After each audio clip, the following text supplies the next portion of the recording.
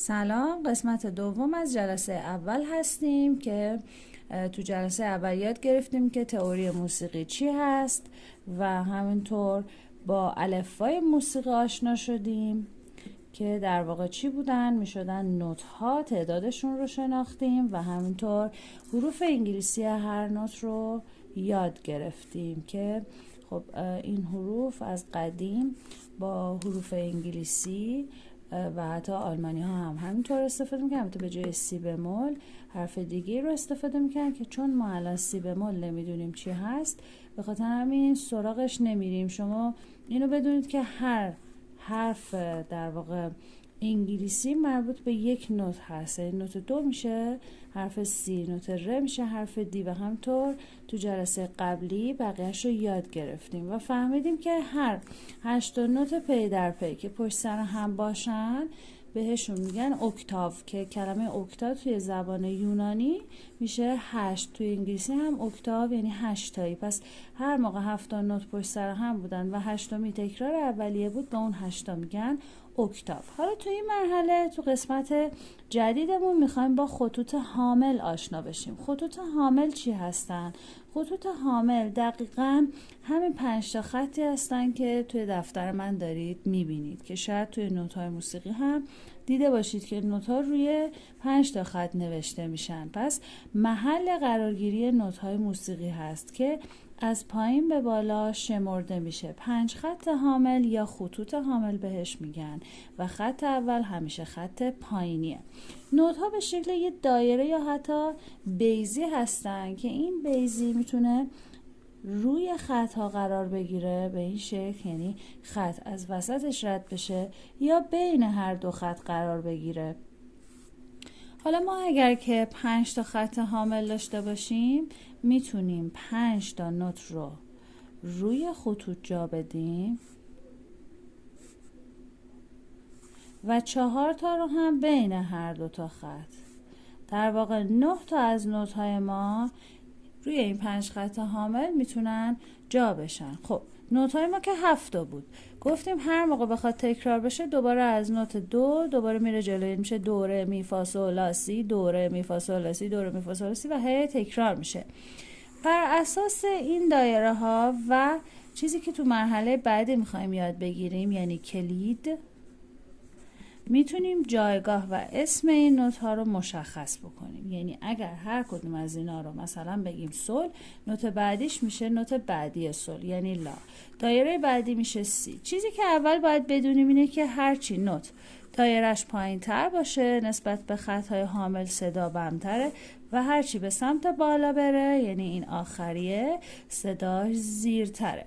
پس پایینیه بمتر و به ترتیب میره بالا. همطور که تو ترتیب نوت ها گفتیم هر نوت وقتی میره نوت بعدی صداش نازکتر میشه، پس اینجا هم بمترین صدا بین این 9 تا این دایره هست و زیرترین هم این یکی دایره هست. حالا اینکه هر کدوم از این دایره ها اسمشون چیه اشتباه نکنیم که بگیم خب چون نوت ها از دو شروع میشد پس اولی اسمش دوه بعد همطور میره جلو. نه، چیزی که اسم اینا رو مشخص میکنه کلید هست. کلید علامتیه که همیشه سمت چپ 5 خط حامل یعنی شروع نوت ما قرار میگیره. پس اینجا قسمت جایگاه کلید ما هست که خب کلید یک علامتی بود که پس سمت چپ خطوط حامل قرار میگیره و با توجه به اون کلید مشخص و اون علامت مشخص نام و موقعیت این نوت ها مشخص میشه. کلید برای سازهای مختلف یعنی از نظر صدا، از نظر زیر و بمی علامتش فرق میکنه. ما کلید سل داریم، کلید دو داریم و کلید فا داریم که کلید دو فا خودش چند مدل هست، اما اولین قدم ما و کار ما با کلید سل هست که اگر بخوایم بدونیم کلید سل چیه، کلید سل علامتیه که ابتدای خط نوت موسیقیمون قرار میگیره اما مخصوص سازهای با صدای زیر هست، یعنی مثل ویولون، سنتور، گیتار و خیلی از سازهای بادی مثل اوبا و غیره که خب دستشون خیلی زیاده و میتونیم اینو تو بخش تئوری موسیقی یا حتی از تو اینترنت سرچ کنیم و کاملتر یاد بگیریم. اما چیزی که اینجا مهمه اینه که گفتیم کلید با توجه به علامتی که سر این خط قرار میگیره جای نوت ها رو به ما نشون میده. علامت کلید سل شاید به چشممون خورده باشه، یه علامتی که از روی خط دوم به این شکل کشیده میشه. به این علامت میگن کلید سل. حالا یه چیزی که خیلی راحتمون میتونه بکنه اینه که ما این دایره رو، یعنی شروع کشیدن کلید سل رو از خط دوم شروع کنیم. اگر یک دایره مثل همون نوت هایی که بالا داشتیم رو خط دوم قرار بگیره، به دلیل اینکه اسم این کلید رو گفتیم کلید سل، اسم این دایره هم میشه نوت سل. حالا گفتیم هرچی میره جلوتر میره بالاتر، نوت ها میره به سمت نوت بعدی و هرچی میاد عقبتر میره به سمت قبلی و بمتر میشه. حالا دوباره قبلتر گفتیم یا نوت ها روی خط هستن یا بین خط که به صورت یکی در میون هست، یعنی اگر این دایره روی خطه بعدیش بین خطه، بعدیش روی خطه، بعدیش بین خطه، دوباره روی خطه، بین خطه، روی خطه، قبل از این دوباره بین خط، روی خط. 9 تا نوتی که روی این 5 خط جا میشد رو الان نوشتم و به ترتیب میخوایم جاهاشون و اسمشون رو بشناسیم. اگر این سل بود، نوت بعد از سل کی بوده؟ لا. پس این یکی میشه لا. روی خط دوم شد سل مثل کلید سل و بین خط دوم و سوم شد لا. حالا بعدی میشه سی. گفتیم همیشه بعد از سی دوباره نوبت کیه؟ دو. پس بعدی رو میذاریم دو. یه دونه علامت کج کوچولو مثل پریم میذاریم کنارش که بعداً تفاوتش با دوی اصلی، یعنی دویی که اول یاد گرفتیم که صداش بمتره، مشخص بشه. یعنی حتی میتونیم برای یکی دو هم اینو بذاریم. دوباره بعد از دو نوبت کیه؟ تو ترتیب نوتا بعد از دو نوبت کی بود؟ ر. پس دوباره اینجا میشه ر، بعد میشه می، بعد میشه فا. حتی بالاتر میتونه بره که تو مرحله بعدی توضیح میدم. اینجا سل بود، قبلیش میشه کی؟ نوت قبلی سل میشه فا، نوت قبلی فا میشه می. پس ما الان از می رو خط اول رو یاد گرفتیم و یکی یکی رفتیم بالا. گفتم اینجا نگیم که این میشه دو چون اولین نوت دوه. پس اولین نوت الان اینجا شد می.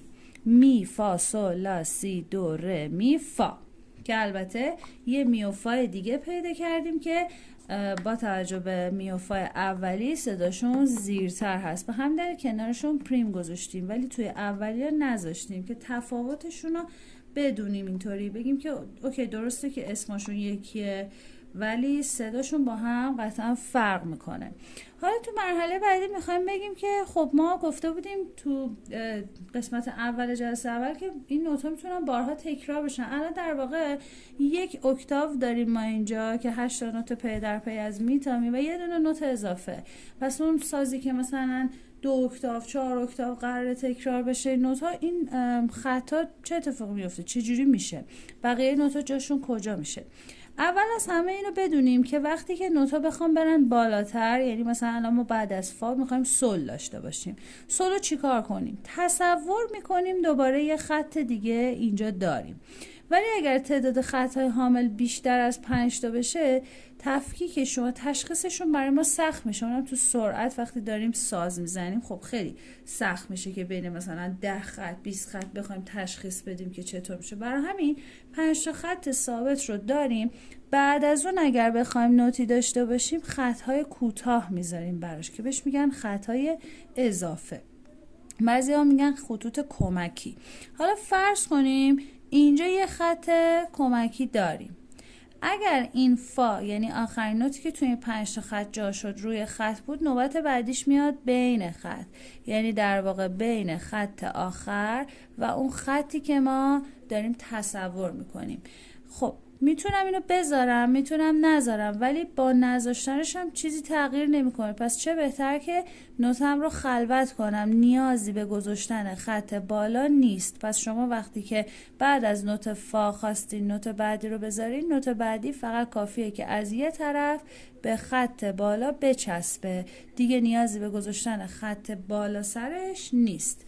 اما بعد از این نوت سل که الان یاد گرفتیم میخوایم نوت لا رو بنویسیم. برای نوت لا چی کار کنیم؟ حالا نوت لا طبیعتا نوبتش میرسه به روی خط. حالا برای نوت لا یه خط کمکی کوتاه میکشیم، خط اضافه، و دایرمون رو میذاریم روی اون. حالا اینجا دیگه باز دوباره نیازی نیست خط بالایی رو بکشیم، چون با همین یه دونم مشخصه که چیه. همینطور میتونیم ما بریم جلوتر و تعداد خطوطمون رو بیشتر کنیم. دوباره الان نوبت نوت بعدی بین خطه. درست مثل این سوله که خط پایینی رو فقط داشتیم، اینجا هم میتونیم یه خط کمکی بذاریم و نوت بعدی رو بچسبونیم بهش که میشه نوت بعد از لا که میشه سی.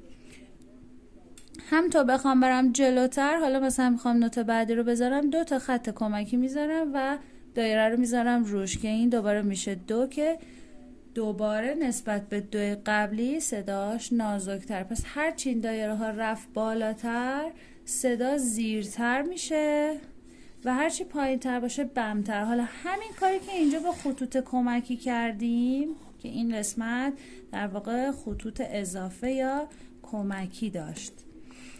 از عقب‌تر از نوت می هم میتونیم همین کار بکنیم. یعنی الان اینجا میه یه دونه بیام پایین تر به چسبه به خط اول میشه نوت ر، یعنی قبلی می.